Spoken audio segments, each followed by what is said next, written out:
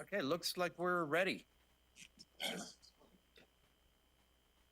All right, again, this is Eduardo Calmo, Executive Director of the El Paso MPO. Apologies for starting the meeting a little bit late.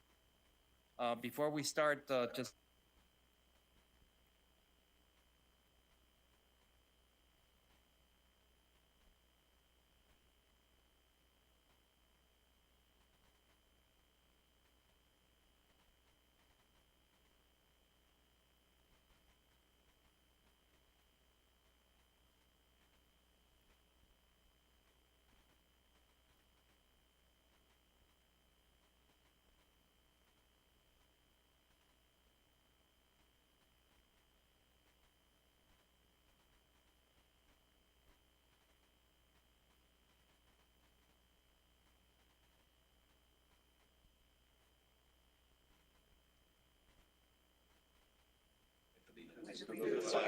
of the United States of America, to the republic for which it stands, one nation, under God, indivisible, with liberty and justice for all. Mardo, the roll call, please. all right. Okay, roll call starting with Chair Mayor Johnson, Vice Chair Senator Blanco, Mayor Rudy Cruz, Representative Chris Canales, Mayor Ramon Cano, Mayor Miguel Chacon, Representative Alejandra Chavez, Senator Joseph Cervantes, Aaron Chavarria, Anthony De Kaiser, Representative Art Fierro, Commissioner Gloria Gameros, Representative Mary Gonzalez, Yvette Hernandez, Commissioner Ilian Holguin, Jose Landeros, City Manager Dion Mack, Representative Walter Miller, Representative Joe Moody, Representative Eddie Morales, Mayor Diana Murillo, Tony Nevares, Morning here.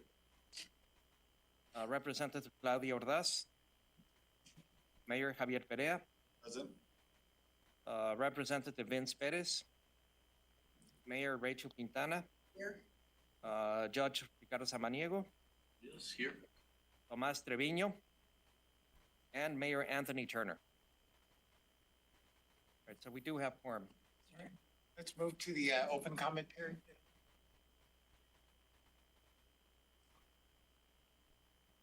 We have open comment for items 7 and 13. All right, so we'll get comment when we get to those items. Right,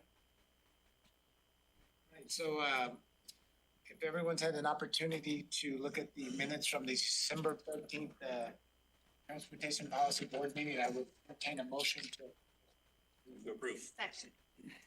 motion to approve in a second. Any discussion?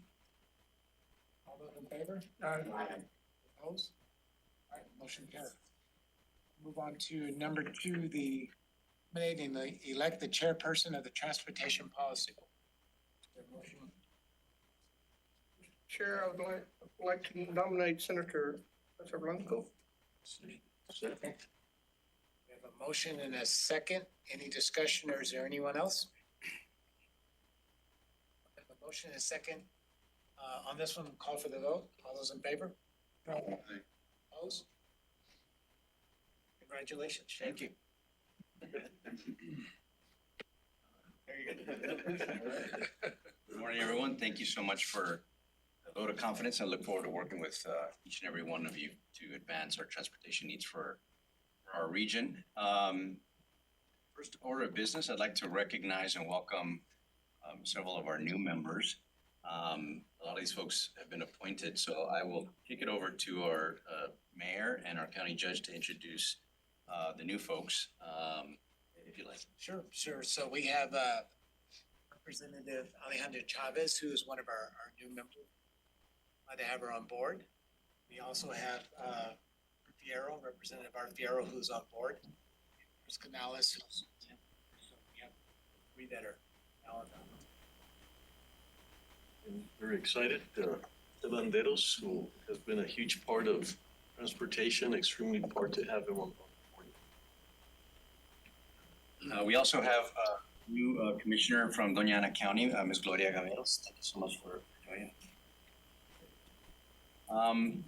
Okay, let's move to item number 3. All right, so item number 3 is to nominate and elect vice chairperson of the Transportation Policy Board.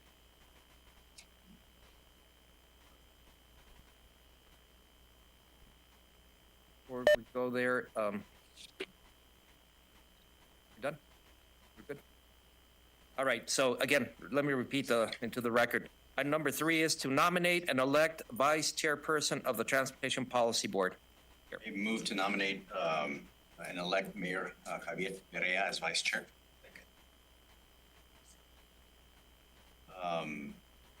First, we have a second. All in favor?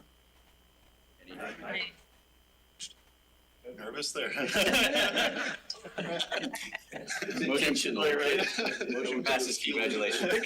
Congratulations. Thank you all, appreciate it. All right, moving on to item number 4, appoint members to Executive Committee, Mr. Chair. I move to appoint the following members to serve on the executive committee. Chair, myself, Vice Chair Mayor Javier Perea, Sunland Park, New Mexico. Judge Ricardo Samaniego, El Paso County. Mayor Renard Johnson, City of El Paso. Mayor Rudy Cruz, Jr., City of Socorro. Mas Trevino, TxDOT District Engineer. And Aron Chavarria, New Mexico DOT Engineer. Mr. Chair. Second. We've got a first and we've got a second. All in favor? Any opposed? Item 5. All right, item number 5 is consider authorizing the executive director to execute a non-federal match agreement with the New Mexico Department of Transportation for the International Border Crossing System-Wide Analysis Project. So this item is a little bit of cleanup. We brought this agreement to the board before when the state of New Mexico was going to participate through the New Mexico Economic Development Department. Since then, there's a decision by the state of New Mexico to move that with the New Mexico Department of Transportation. So just a technicality that we are bringing you to your attention and to allow us to execute this agreement with New Mexico DOT instead of the New Mexico Economic Development Department. And again, this is for the part of the non-federal match for the $2 million grant that we have. The total match adds up to $403,000, which is split by the city of El Paso, the county of El Paso, and the state of New Mexico. So this completes the match so that we can begin with that study. Any discussion? Approve. Motion to approve. Second. All in favor? Aye. Any opposed? Passes. All right, item number 6, consider authorizing the executive director to execute a funding agreement between the El Paso MPO and New Mexico Border Authority for the Border Highway Connector Phase 2 Traffic Impact and Improvements Feasibility Study Project. So this is a new initiative that resulted from some of the concerns that the stakeholders here in the region raised with the Border Highway Connector project, which is being developed by the state of New Mexico and the Border Authority and New Mexico DOT in coordination. This is a project that would build a new connection from the Santa Teresa port of entry. It's about a mile north, where on P. Domenici or 2 miles, right? And then going directly east and connecting to the city of Sunland Park in the vicinity of the Sunland Park extension area and New Mexico 273 McNutt. So that's a project that is moving, and we'll talk about it a little bit later on other items. But the what we're calling phase 2 is really to look at some of the impacts or potential impacts of the traffic that would result from building this new connection once that traffic gets into McNutt and eventually into the city of El Paso. So the MPO is going to be doing that work, given that we already have, number one, all of the stakeholders here, and we have the ability to do all the high level modeling to come up with all the traffic numbers. But part of the study will also, once we identify some of the specific hotspots of where traffic, where we may have some traffic issues within the region, identify those and then do some specific work for those areas and start developing more of a feasibility type of analysis so that we can identify what are the solutions. For example, there could be some intersections at Sana Park Drive and Donovan, or Racetrack and Donovan. So we need to look at those. And I'm not saying that those are going to be the top priorities, but we foresee that those are going to be pretty much on the top. And the idea on the second part of the study is to identify what do we need to do to improve those intersections based on the forecast traffic. Those intersections they have their challenges, especially think about Sunland Park and Donovan. It's already operating at a pretty bad level of service. There's a lot of traffic. You've got the rail tracks for the BNSF Railroad and a lot of issues, but that's exactly what we need to see to find out what it is that we need to do and figure out a good scope of work and identify the potential cost and to make those improvements. So that is the intent of this study. The dollar amount that we are talking about is $2 million. And once we have all the other paperwork, we intend to or anticipate going through a procurement to select a consultant to help us with some other work that the MPO is not going to do in-house. So with that, happy to answer any questions. Any questions? We have a motion? Motion, you have a second? Favor? Any opposed? All right. Item number 7 is consider adoption of the safety performance measure PM1 2025 targets. A, for the state of New Mexico 2025 PM1 target, and B, state of Texas 2025 PM1 targets. And we have Jennifer Moreno making a presentation on this.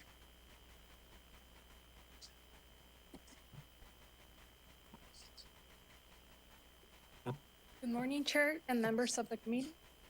Today, we'll be presenting the annual report for the safety targets. So we are in the stage where state DOTs and MPOs have to report the five targets for safety performance measures based on the safety performance management measures, which supports the Highway Safety Improvement Program. Next slide.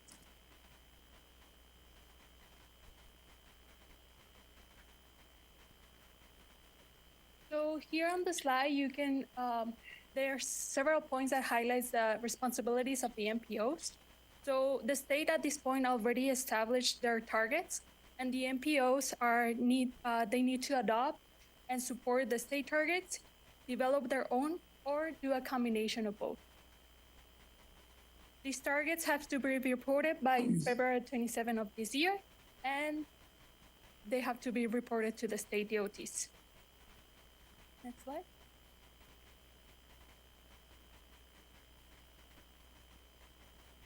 If the MPO decides to establish their own targets, they will be not assessed annually as opposed to the state targets that have to be assessed annually. And instead of adopting separate targets for New Mexico and Texas, there will be one target for the entire region of the planning area. And the next slides, we're presenting an analysis that has been done, collecting some data from previous years, comparing the state numbers to the regional. But as you can see, there are several ongoing efforts that have been at the regional level and the state level that are working towards looking at those numbers and analyzing the data of fatalities and serious injuries in our region and in our state. So there's some effort that is going, and with that information, we can develop methodologies to improve those numbers. Next slide. So here on the slide, you can see a table that separates the different responsibilities of the state if we support and adopt the state targets, or if we choose to develop our own target. As you can see, the responsibilities are very similar. There's a responsibility additional to the MPO, which is to assume, if we assume our own targets, which is estimating the BMT for the rate targets. And these will be reviewed during the ongoing transportation planning process by FHWA. Next slide. So right now, I'm gonna be presenting the targets for the New Mexico region and some tables comparing the data of the regional level and the state level. So these are the numbers comparing the regional numbers to the state numbers of number of fatalities. So as you can see, the regional numbers are part of 2% of the compared to the state numbers. And you can see that there's been a downward trend on the last years, except for the 2022, where there's a little bit of spike, but still, though, that numbers only represents 2% of the state numbers. Next slide. On here, you can see the number of serious injuries. In the last years, you can see up to 2022, there's been a trend on the regional numbers where it's going down. Opposite to the state numbers, which is a little bit going on the up direction. Next slide. On the number of non-motorized fatalities and injuries, the numbers have been keeping steady. So there's a little bit of change, but not additional, too much of a change. Next slide. So here are the numbers reported by New Mexico for the safety targets. So beginning the fiscal year 2024, the Bipartisan Infrastructure Law, as the Infrastructure Investment of Jobs Act, provides the state must set performance targets that demonstrate constant or improve over a 3-year period. So here you can see that they're reporting the 5-year moving average, but since those numbers are affected by the previous year's trend data, so you can see that there's some years there's a spike that do affect the projected data for 2024 and 2025. So instead of following the projections, New Mexico method will now hold steady or show declining targets for fatalities and serious injuries for the 3-period year. So for 2024, they reported a target of 550. For this year, fiscal year 2025, they are reporting a target of 445.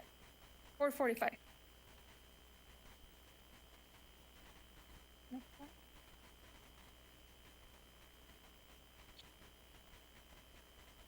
So here on screen, you can see the number of serious injuries. As you can see, there's a similar trend where the numbers are affected by the previous years on the projected years. So following the same methodology of keeping constant the targets or declining, the target set for 2025, it's 1,010 serious injuries. Next slide. On the rate of fatalities, they are reporting for the fiscal year a target of 1.644, and the previous year was reported at 1.689. Next slide. For the rate of serious injuries, this year, New Mexico is reporting a target of 3.8 and keeping constant to the previous year, which also reported a target of 3.8. Next slide. And for these, the number of non-motorized fatalities and serious injuries, the previous year on 2024, they reported 200 number of non-motorized fatalities and serious injuries. And for this year, they keeping that target constant to 200. Next slide. So on screen, you can see a summary table between the 2024 and the 2025 targets reported by New Mexico. And there's a comparison between both of them. Next slide. So now I will presenting the targets for this part of Texas. So here are the number of fatalities. As you can see on the trend, on the regional number, there was a trend going up, but on 2022, there was a decrease on the number of fatalities for our regional numbers, as well for the state numbers. So as you can see, there's a decrease on both state and regional level.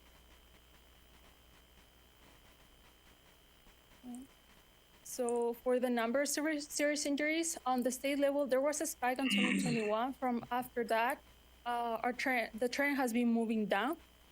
Unfortunately for the region, the numbers have been going a little bit up for serious injuries. But these numbers also represent only 2% of the whole state numbers for the region. Next slide. So this is the graph for the number of non-motorized fatalities and injuries. As you can see, also the numbers after 2020, the numbers had increased and have been keeping steady on the last 2021 and 2022 years reported. Next slide. So here I'll be presenting the Texas safety targets for the number of fatalities. So for now, Texas is keeping the same targets that were reported in 2024. So for fiscal year 2025, they are reporting a total of 3,046 number of fatalities for a target. Next slide. So for the number of serious injuries, they are reporting similar to last year, a number of 17,062 serious injuries for the target. Next slide.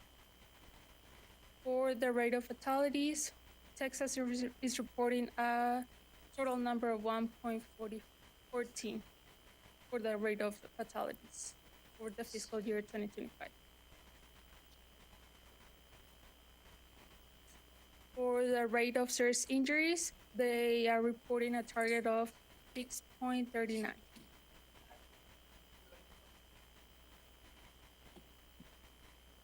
Next slide. And then for the last target, they're reporting for non-motorized fatalities and serious injuries. They're reporting a number of 2,557 serious, 357 serious injuries. Non-motorized fatalities and serious injury. So on the next slide, there's a summary of the Texas PM safety targets. So comparing to 2024, Texas is keeping right now the same targets as previous year, considering that Texas is working with FHWA to see methodologies to calculate those numbers for following years. And that concludes my presentation. If you have any questions. Any questions, any discussion? Well, I believe we've got public comment on item 7.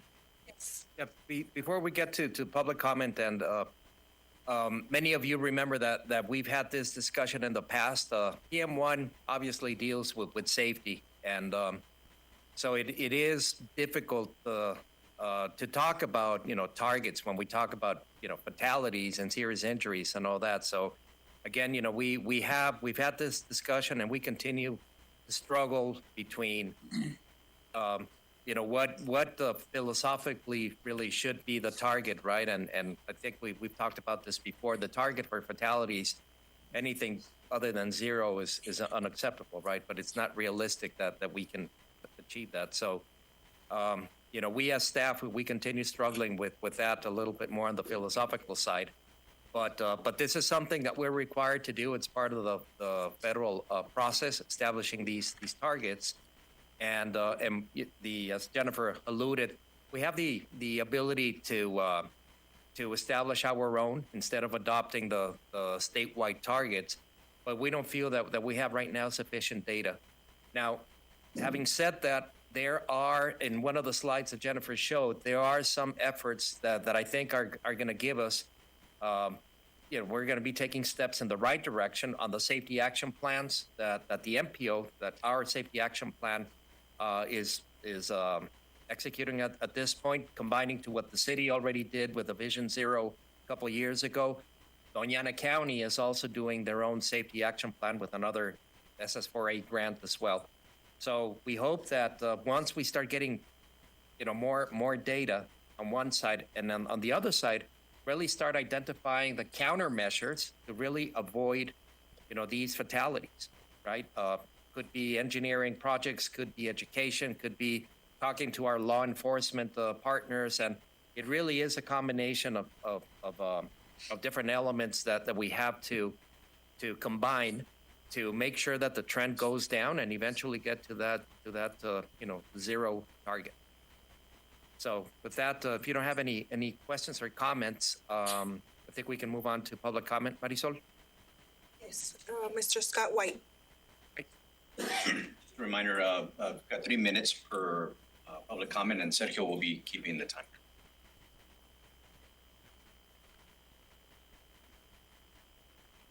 Morning, everyone. My name is Scott White. I am Director of Vision Zero Texas for which is the project of the nonprofit Harmon City, works statewide on transportation and land use policies.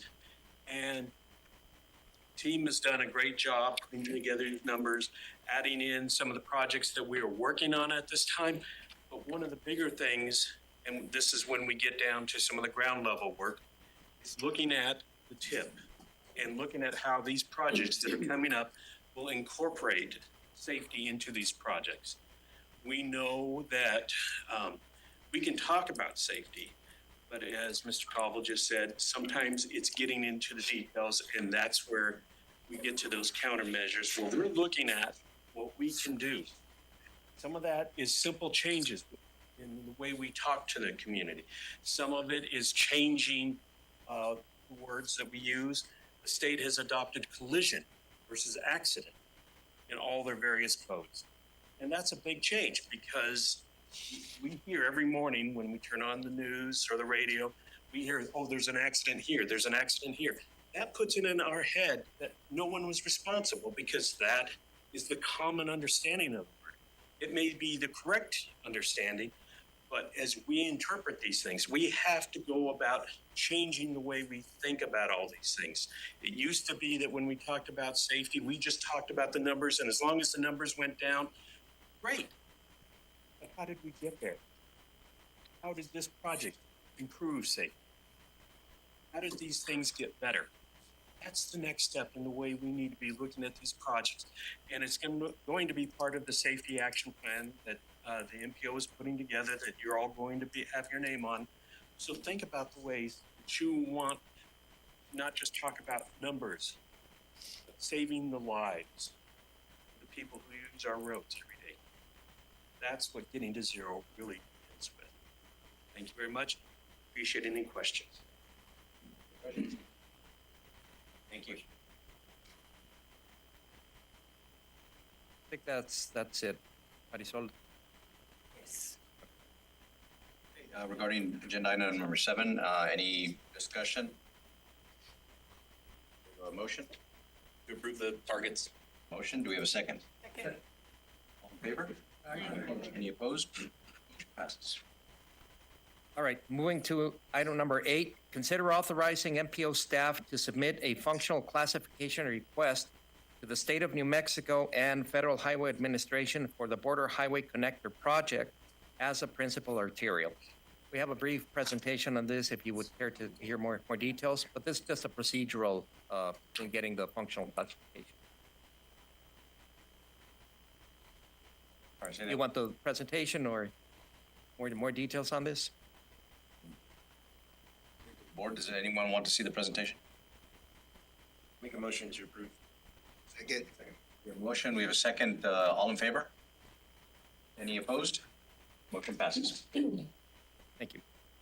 All right, moving to item number 9. Consider approval of amendments to the Regional Mobility Strategy RMS 2050 Metropolitan Transportation Plan MTP and the amended RMS 2050 MTP for New Mexico projects to A, amend the St. Francis Drive Extension / Border Highway Connector Project in fiscal year 2027 to revise the description clarifying it is proposed as a 4-lane divided arterial, to clarify limits by including mileposts at the limits, and to update project cost and funding amounts. B, amend the New Mexico 498 ANAPRA project in fiscal year 2027 to revise the description to reflect a widening from 2 to 4 lanes, and to amend the project cost and funding amounts. And C, amend the Sunland Park Drive Extension project in fiscal year 2027 to clarify project limits. So briefly, if we could put up the summary sheet with the map, just to give you a quick. So these amendments are necessary because as we were talking about, this is the Border Highway Connector project, right? That the state of New Mexico is developing and hopefully put to construction very soon. The changes that are necessary are in this piece. When we modeled the project, the thinking was that the connection was going to be through McNutt through Anapra Road over here. But in the latest round of project development activities and after receiving public comment and all that, the decision was to, instead of connect it this way, connect it up here at Sunland Park, right? So in order to match what is already modeled in our travel demand model, we're making these amendments to make sure that this is reflected in the project descriptions, which is really what we are amending here with these 3 different projects. So there's really not a lot more than sort of like cleanup of these descriptions of the projects, but those are necessary to make sure that everything matches. So with that, happy to answer any questions. To approve. Any discussion, any questions? We have a motion to approve. Do we have a second? Second. All in favor? Aye. Any opposed? Passes. All right, item number 10 is consider approval of amendments to the RMS 2050 MTP, amended RMS 2050 MTP, and the RMS 2025-2028 Transportation Improvement Program TIP for Texas Highways Projects 2. And again, I will skip the descriptions A through E. You have it in your agenda. It's on the record. But all of these are just clarification of a project descriptions, nothing that changes really the scope. Again, these are resulted from comments that we received from the consultative partners as part of their review of the conformity process that we're undergoing right now. So it's basically cleanup. So we can go into more detail or and happy to answer any other questions. Questions or discussion? We have a motion? Second. Motion, we have a second. All in favor? Any opposed? Passes. All right, item 11, consider approval of an amendment to the RMS 2050 MTP, amended RMS 2050 MTP, and the RMS 2025-2028 TIP for the DeLake Street Construction Project to amend the fiscal year from 2025 to fiscal year 2027, and to revise the project description for clarity. Again, this is also a result of a comment that we received from the consultative partners. It doesn't change anything other than to specify, in the past, this project included 2 roadways, Dilly and DeLake, and both of them were included in the model. But it was, after discussions with the Federal Highway Administration that had to do with the functional classification of these 2, it was decided that Dilly is going to be funded now with local funds, local Town of Horizon City funds, and just keep the lake as a federally funded project. But the clarification on the project scope is to specify that the other project, that Dilly is now going to be funded with local funds. Cleanup. Move to approve. Second. You have a question? Mr. Carnival, so the item also says that the project is being moved from fiscal year 25 to 27. The funds are moving with that, or is there a need to make room in 27 in the tip for that? No, the funds are moved. Any other questions? We have a motion, we have a second. All in favor? Any opposed? And item 12 is consider approval of an amendment to the RMS 2050 MTP, amended RMS 2050 MTP, and the RMS 2025-2028 TIP to program the Downtown International Ports ITS Design and Regional Integration Project in fiscal year 2025 with $2 million in Category 3 USDOT Strengthening Mobility and Revolutionizing Transportation SMART Program funds. And with that, we have Ann here with a brief presentation.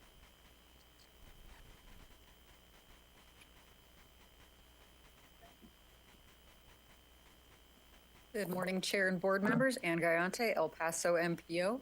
So this project is the result of a grant award that the city of El Paso was notified that they received. And anytime a project in our region gets funded with federal money, it goes in our documents. And so this item is to program the grant-funded project into the MPO's documents. Next slide, please. And for those that are new, this is essentially an explanation of the documents that we keep and what we're adding this project to.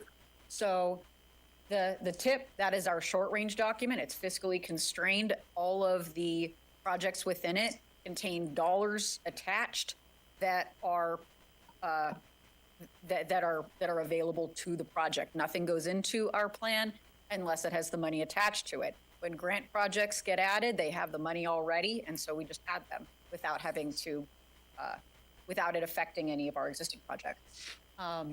The State Transportation Improvement Program is essentially an equivalent document at the state level, and our local document, everything has to match the state version of that document.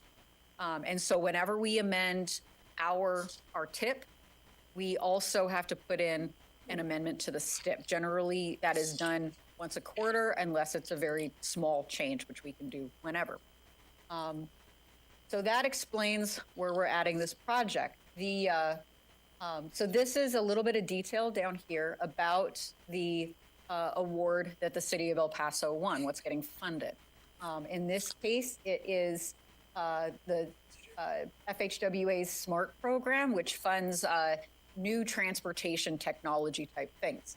And the project itself is an intelligent design system at the PDN and Stanton ports of entry. And so the specific ask of you guys this morning is to approve adding this project to the STIP and our TIP. Next slide, please. This is a little bit of more additional information about the project itself. Happy to explain it, or in the interest of time, we can skip. The salient detail here is that it's a $2 million project, new federal money coming to the region. Next slide, please. This is staff's recommendation at TPAC. This was recommended unanimously for approval with the same recommendation and proposed language. Next slide, please. And with that, this concludes my presentation. Happy to answer any questions. President Canales? Just a nuts and bolts thing rather than an actual question. The backup where this item was posted incorrectly, this presentation is not available in the online agenda. Can we just get that corrected so we have? Absolutely. We'll look into that and fix it. It was item 13, backup was on this one and on 13. Okay, we'll fix it. Thank you. Just want to be able to have access to share this. No problem. Thank you. Appreciate it. Thank you. Any discussion or questions? We have a motion? Second. We have a motion, we have a second. All in favor? Any opposed? Motion passes. Members, if it's okay, I would like to move item 15 in front of 13 and 14. we want to make sure that we've got quorum for this one, so unless there's any opposition, we'll move to 15 next. All right, so excuse me, skipping to item 15.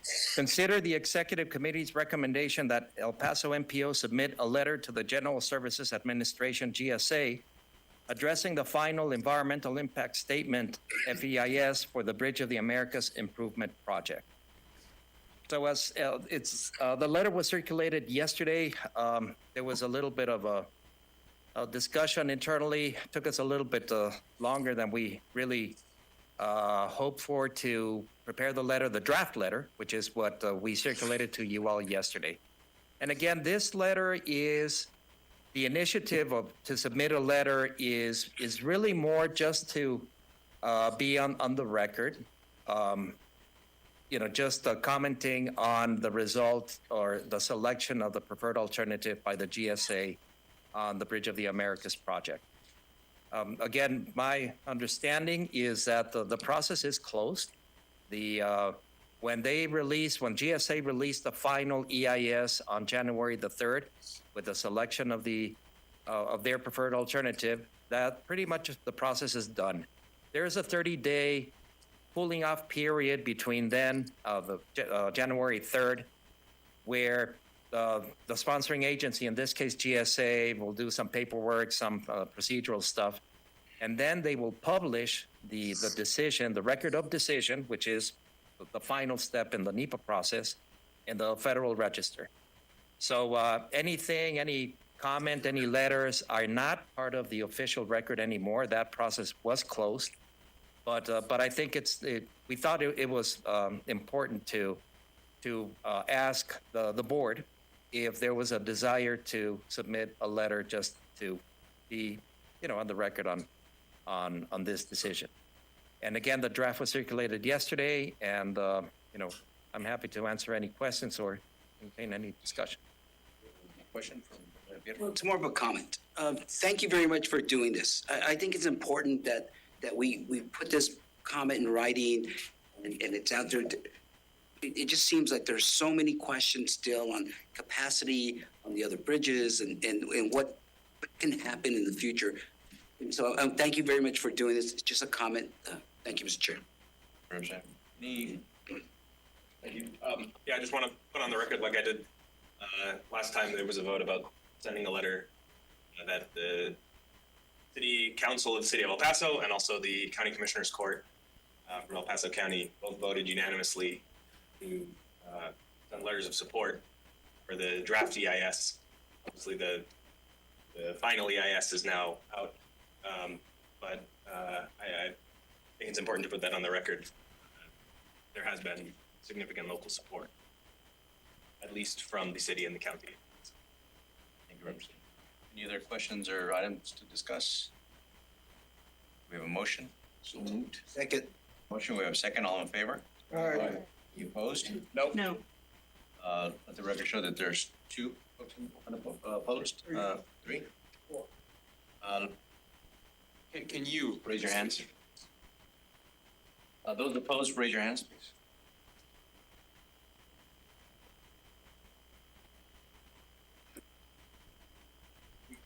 Motion passes. Thank you. Moving on to item 13. All right. Item number 13, consider approval of an amendment to the RMS 2050 MTP, amended RMS 2050 MTP, and the RMS 2025-2028 TIP to amend the McCombs multi-use trail project to change the project limits and project description to reference a proposed work on Lisa Drive, in addition to the language already referencing work on McCombs Road. And with that, we have Nina with a brief presentation.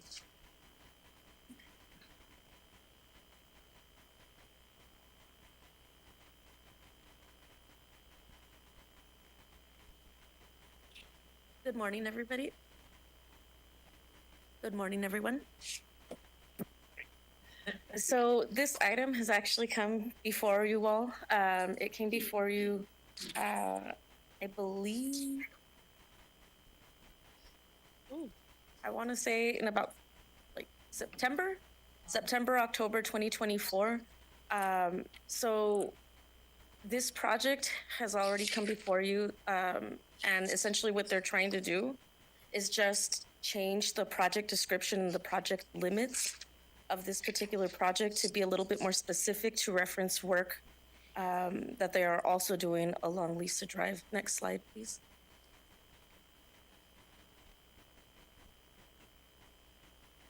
Okay, as I mentioned in the tip and the STIP and the relation of that, so anytime we make an amendment change to one document, we have to then amend the other documents so that all of them match. So again, essentially what we're trying to do is just update the project limits and the project description and all the documents so that they match.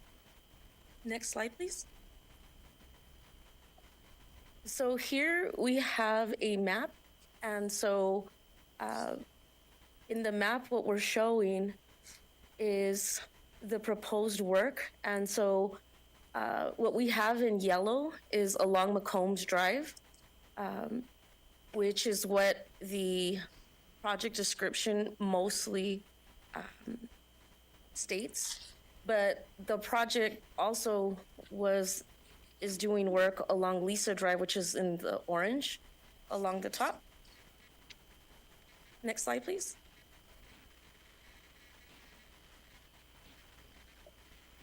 And so again, essentially what this amendment is to be a little bit more specific to reference work that is also taking place along Lisa Drive, in addition to the work already referenced along McCombs Drive, both in the project limits and in the project description.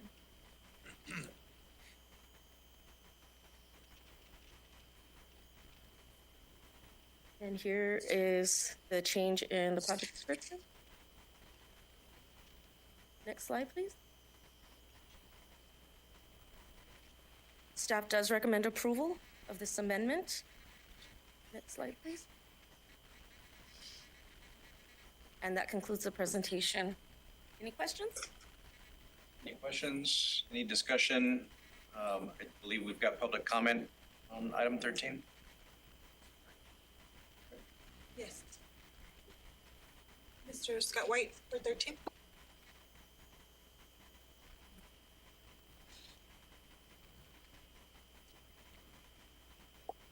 Morning once again. My name is Scott White. At this time, I am speaking on behalf of the El Paso Bicycle Pedestrian Coalition because, as I mentioned before, the devil is in the details. And when we start adjusting the project limits, sometimes people think that means that is the absolute limit you can go and think about, and you can't do anything outside of that.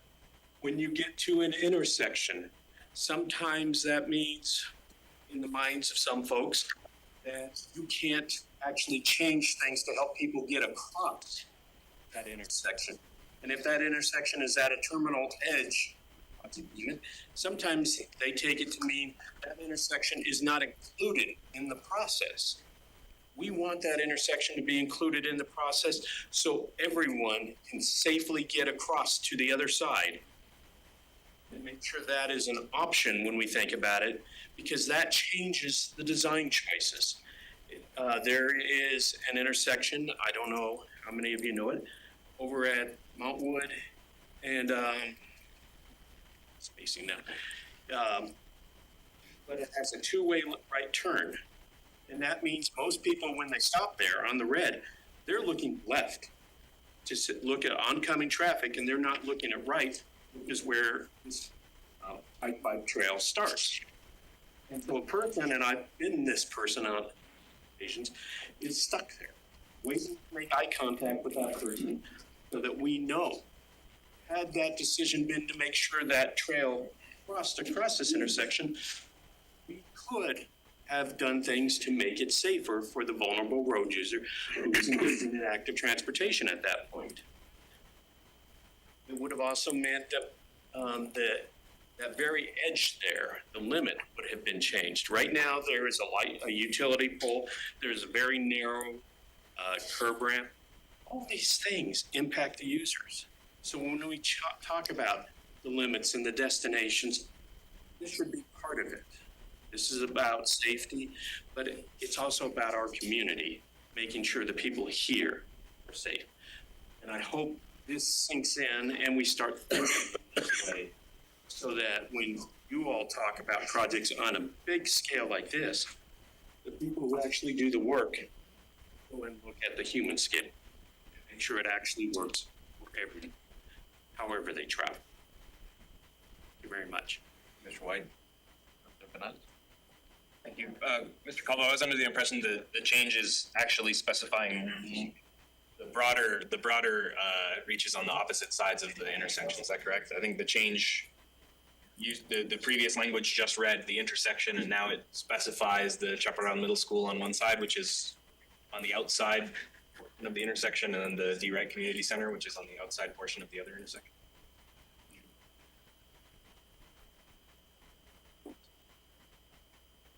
One more slide down.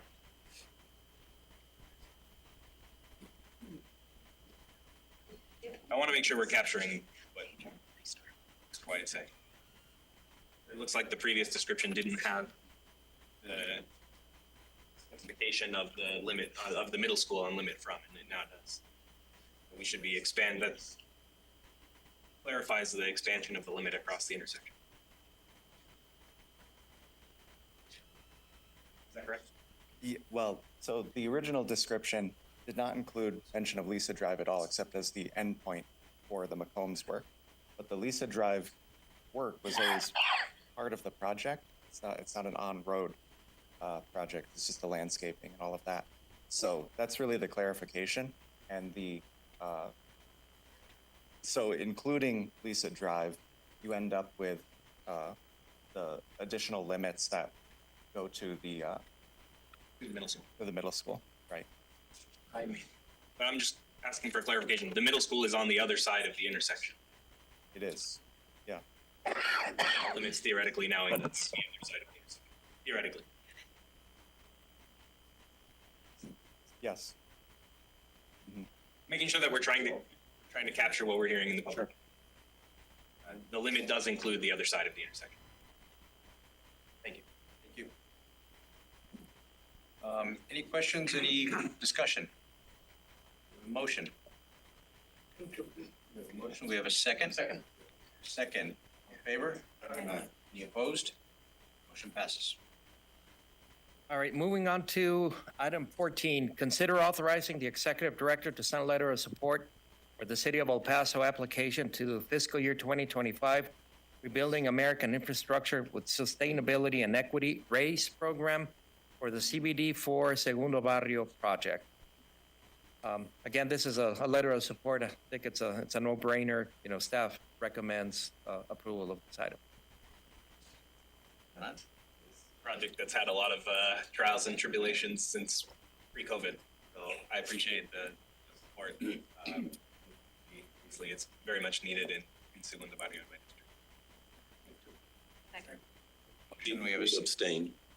And we have, Trevino is going to be abstaining from this vote. We have a motion, we have a second. All in favor? Any opposed? Abstain. Motion passes. All right. The last of the action items is consider the executive committee's recommended process for the executive director's annual performance evaluation for fiscal year 2024. That's my favorite topic. So in your backup, in the summary sheet, we have outlined the process that was discussed at the executive committee, and just to clarify, we're not doing anything very different other than making sure that the board as a whole has the opportunity to provide input instead of focusing so much on the executive committee taking care of the evaluation. So we are here today where we are talking about this, and hopefully the board will approve the process. If that's the case, then on January 31st, that's the deadline for me to provide the self-evaluation to the executive committee members for review. The executive committee will discuss it at the February 14th meeting, and we'll do whatever is necessary resulting from that discussion. And then, as soon as that's done, we will distribute to all the TPB members a blank evaluation form along with the self-evaluation, and hopefully members will provide input. At the February TPB meeting, we will provide, or we'll have available hard copies for those members that would like to fill it out then, if you haven't done it already. And so we'll have an item there and provide a little bit of a break, right, Mr. Chair? That's what we agreed on. And then the February 28th is a deadline for TPB members to submit the forms, and then the staff will receive it and submit and prepare the packet for executive committee members to review. And then in March, the executive committee at their March meeting will discuss whatever the input received from the policy board members. And again, here the key is to exercise the last or the second 1-year extension that I have on my current contract, and any other compensation items or anything else that comes up. So the EC will make a recommendation that will be discussed at the March 21st TPB meeting and make the final approvals. And again, this is the cycle. Typically, we want to get this done before the anniversary, especially any thing that has to do with the contract and so on. So again, this is a tentative, well, not the tentative, but this is the schedule, the process that was recommended by the executive committee, and happy to answer any questions. Yeah, there's a 14-day period between the 14th of February when we receive the self-evaluation and the 28th of February, which is the deadline to submit it. I would hope that we can all be trusted to spend some small amount of time during those 14 days to work on the self-evaluation. What is the reason for the recess during the meeting on the 21st? Can I address that? Sure. Based on past experience, if we do that, it greatly increases our participation in this event. I just would hope that as members of the TPB, we would take responsibility for, again, if we have a 14-day period, completing that work outside of the meeting. Yeah, I say based on experience.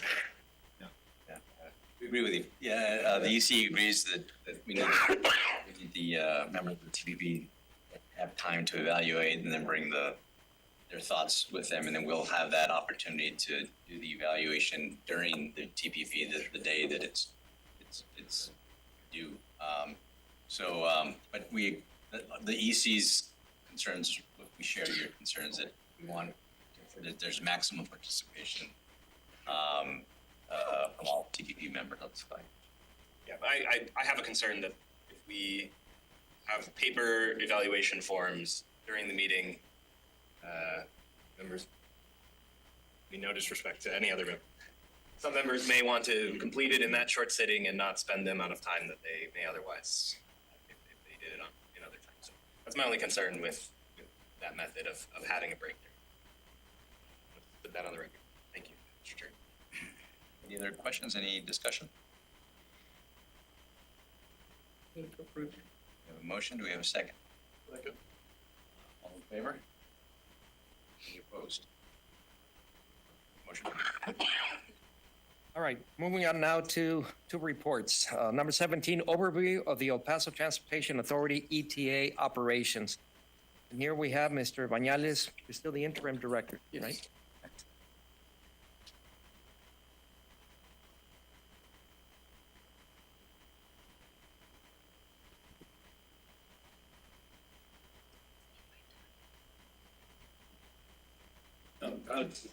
Board, Mr. Chair, if I may just introduce Mr. Bañales, he's our interim director.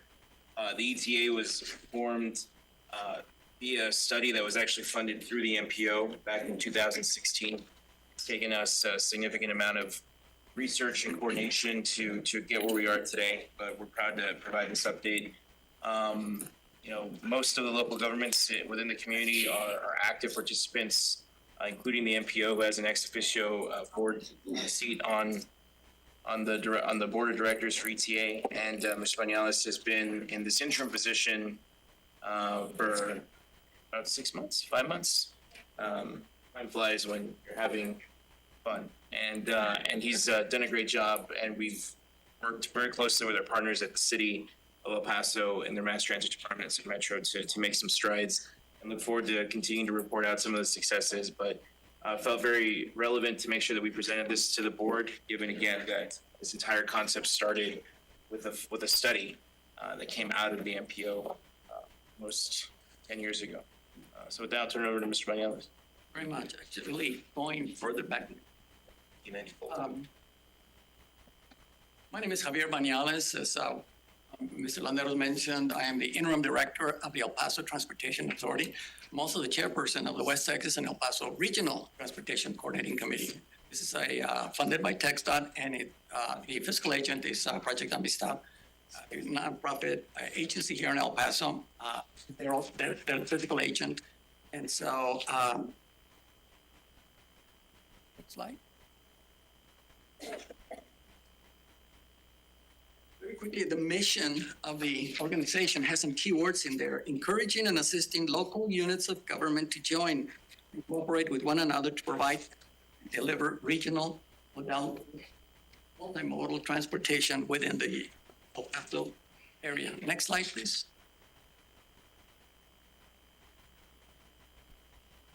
The board is made up of individuals representing the municipalities of San Elizario, the town of Anthony, the village of Vinton, town of Horizon City, and the town of Plain.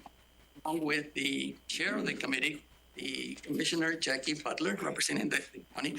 Mr. Landeros, also a member of the senior administration with the county, is also a member of the board of directors.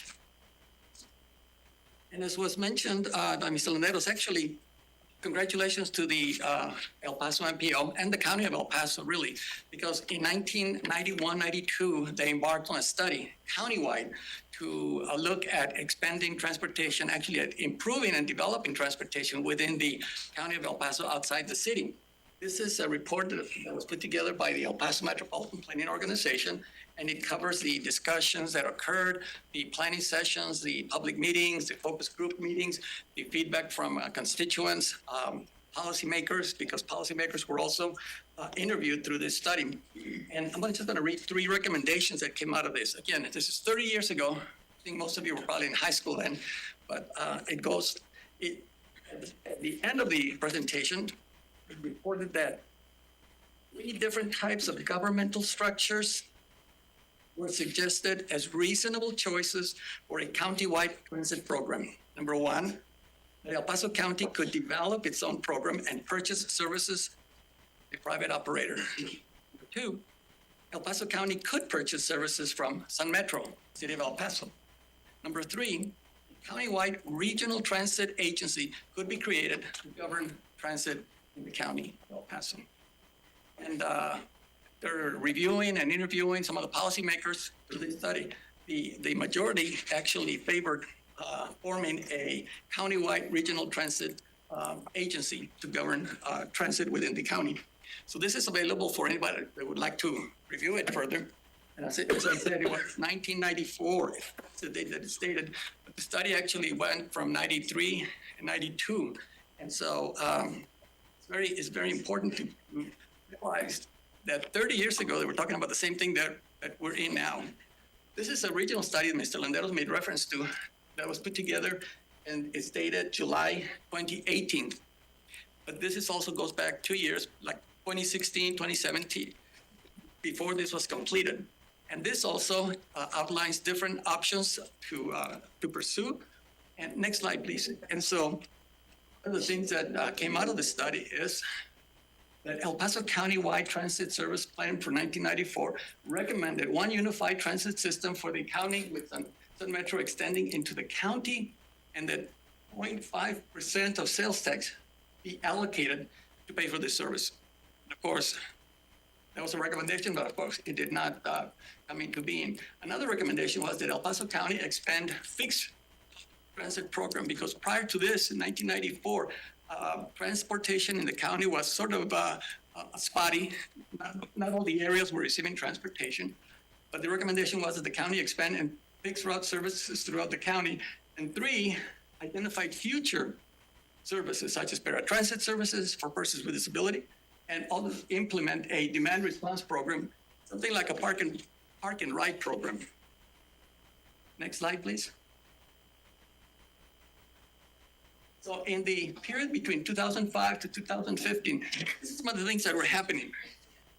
The county increased routes into unserved areas.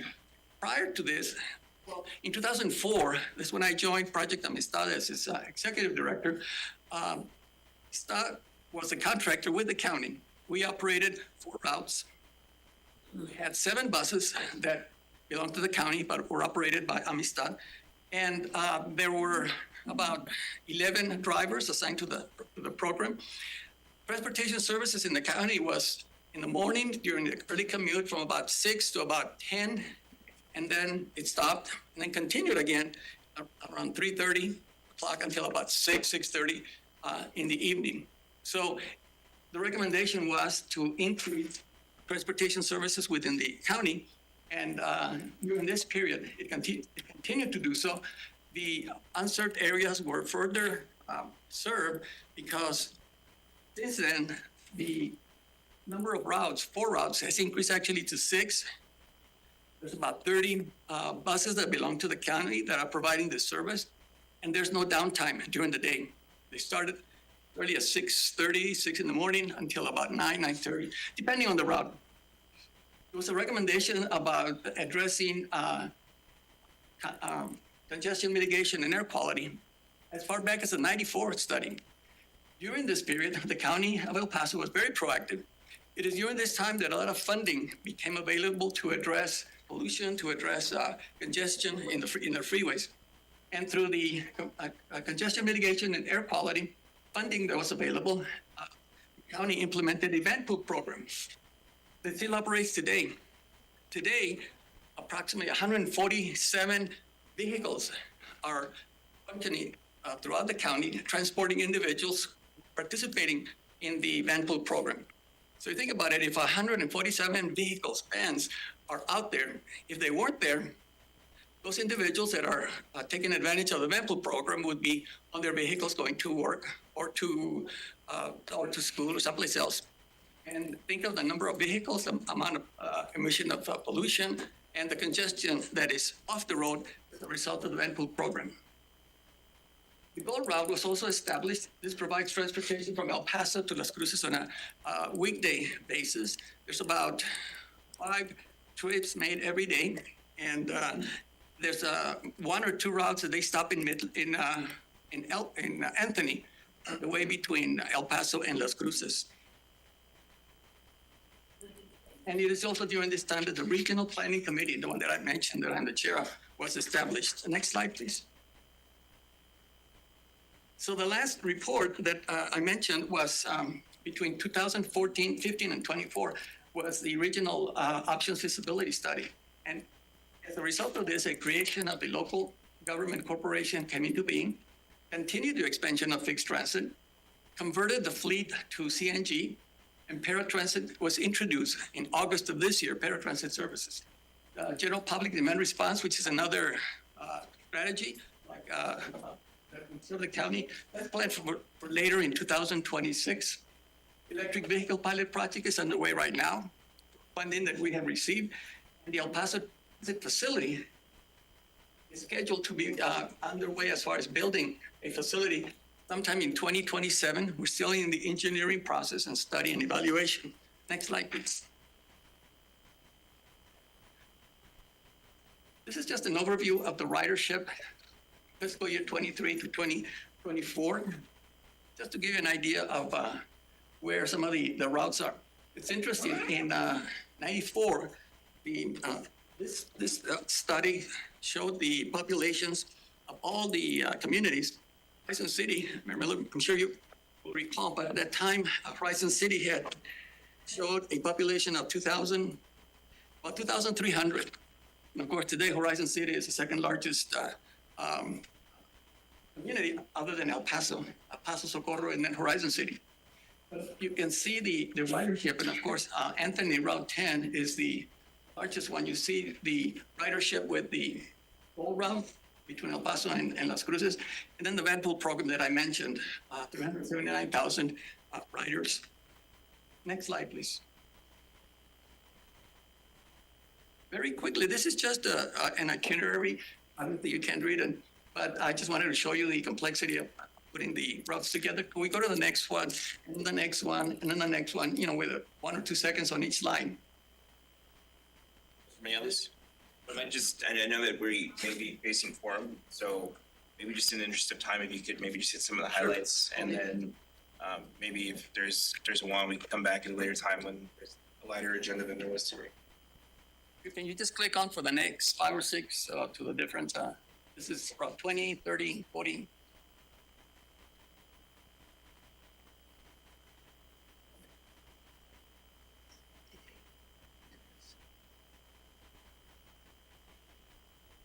So then, this is what we're implementing with a new paratransit program for persons with disability. Fares, $1.50, curb to curb. A person has to live within 3/4 of a mile of the fixed route. It's a shared ride program, and transportation is provided within the service area. Buses meet ADA, of course. Next slide. We're introducing or adding bus shelters throughout the county. Next slide, please. This is just samples of them. The next one. This shows bus shelters a little bit more complex, providing more service. Next slide, please. You can see the number of bus shelters being planned for 2025. Next slide. We have an Access Advisory Committee of community individuals and individuals that have an interest in services to persons with disability.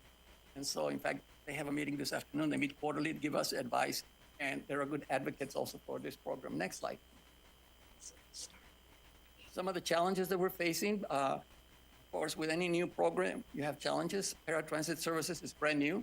Socorro, the city of Socorro has decided not to participate in the program. So consequently, as of July 1st, we will not be providing services in Socorro. Our buses are simply going to drive straight through Socorro and continue the service to communities outside Socorro. Revenue and expenses projections are also a challenge. Sometimes situations come up that affect our ability to meet expenses. COVID, for example, or a great migrant surge impacted budgets for a number of entities. Coordination our assets with the El Paso County. Contract compliance, of course. A new transit facility, probably about 2 years away. A lot of complexities with that as well. And we only had 2 staff persons working within the program. We're increasing to about 5 individuals in early 2025. Next slide. Rio Grande Council of Governments is a fiscal agent, so we just wanted to share some of the highlights they do, but they're the fiscal agent of the El Paso Transportation Authority. Next slide. This is each of the member entities participate by funding a portion of the cost of operating. This just gives you an overview. This will all be in an annual report that will be sent to you within the next 2 to 3 weeks. Next slide. We can go to the next one also.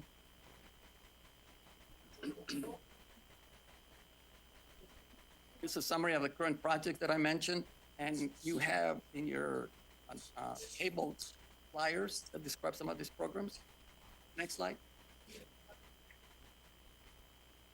This is the staff that we have right now. The executive director of the COG is the fiscal agent, as I mentioned, Mr. Sergio Estrada. I think everybody knows him here.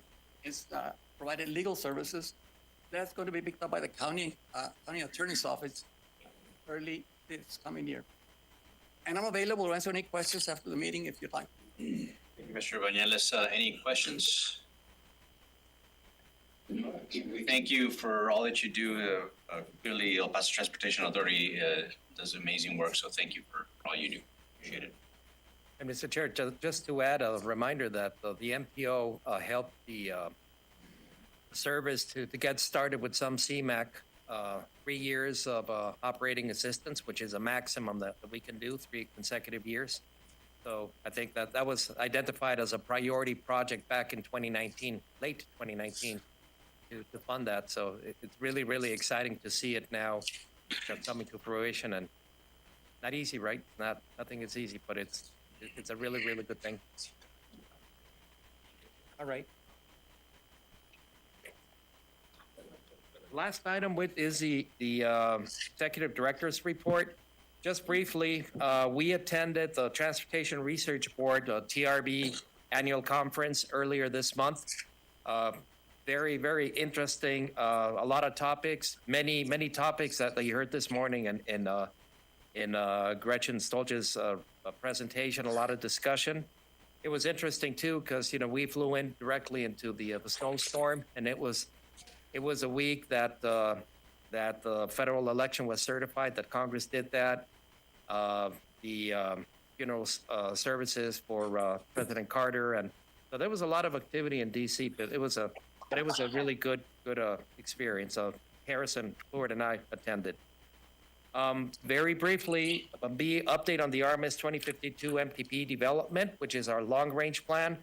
I don't want to spend a lot of time on this right now, but we will be asking all of the MPO member agencies to participate in the development of the plan.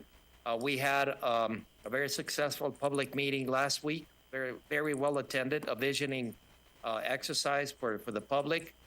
And so, this is one of the early steps in the process, but we will be keeping you posted. And of course, at the staff level, we will make sure that staff is invited and participate in all the different activities.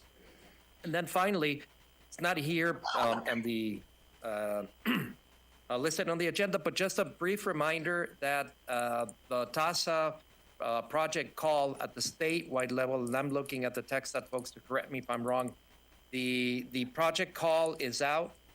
There's an important deadline in February to start preparing your applications for your projects. Again, this is a statewide call, not the MPO call. And the deadline to submit the applications, I believe, is in June of this year. Ken?